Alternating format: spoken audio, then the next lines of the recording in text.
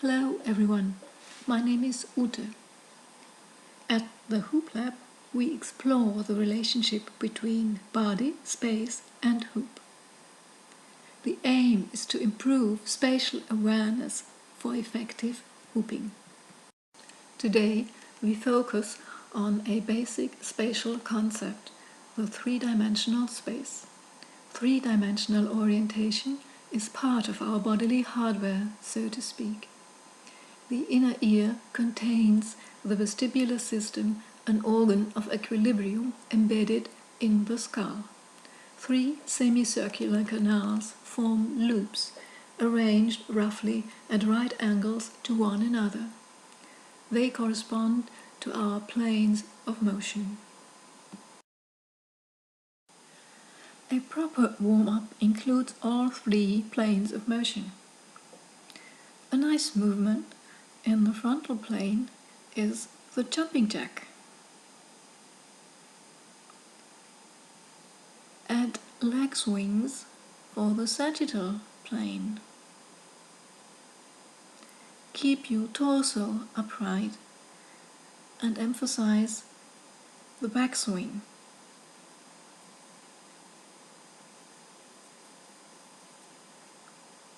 Leg swings may be followed by elastic rotations for your spine in the horizontal plane. Gradually increase the speed without losing your alignment.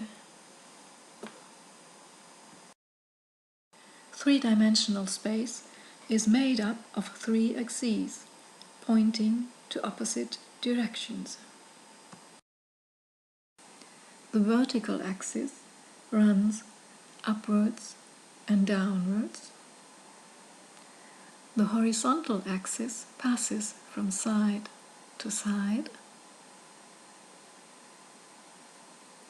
and the sagittal axis runs from front to rear and vice versa.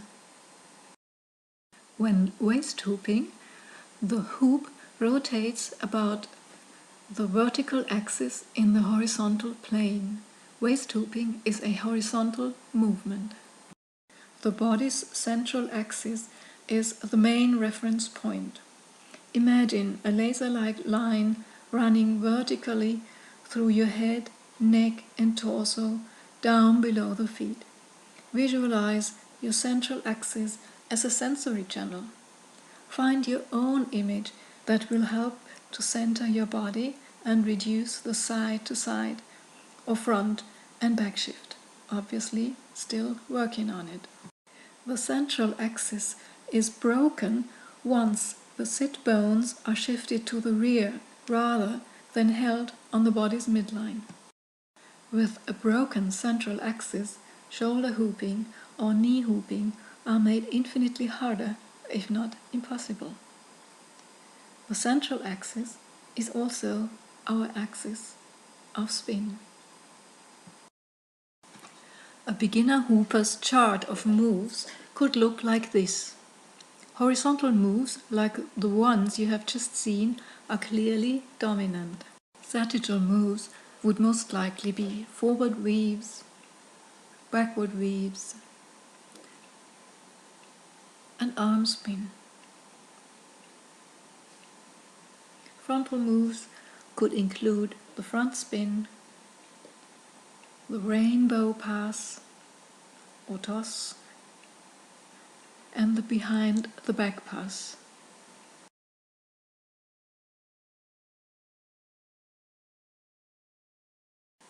To get more balanced flow or workout sessions, add moves in the sagittal plane like the shoulder roll before looking for new horizontal moves.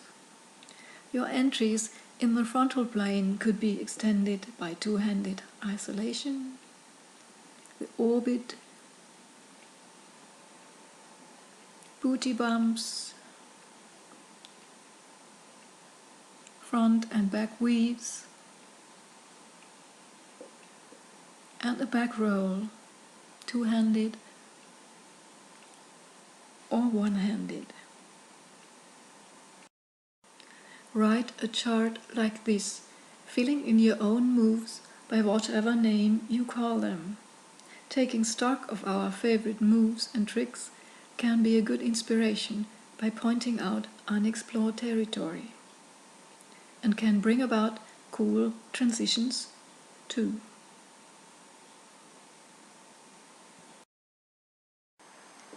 Once in a while, practice transitions using the 3 planes of motion.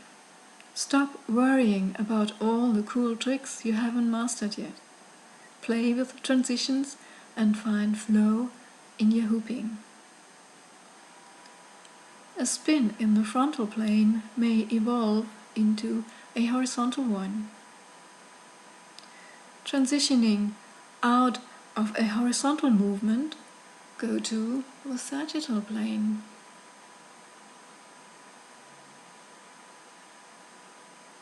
Starting with a sagittal movement, you may end up again in the horizontal plane.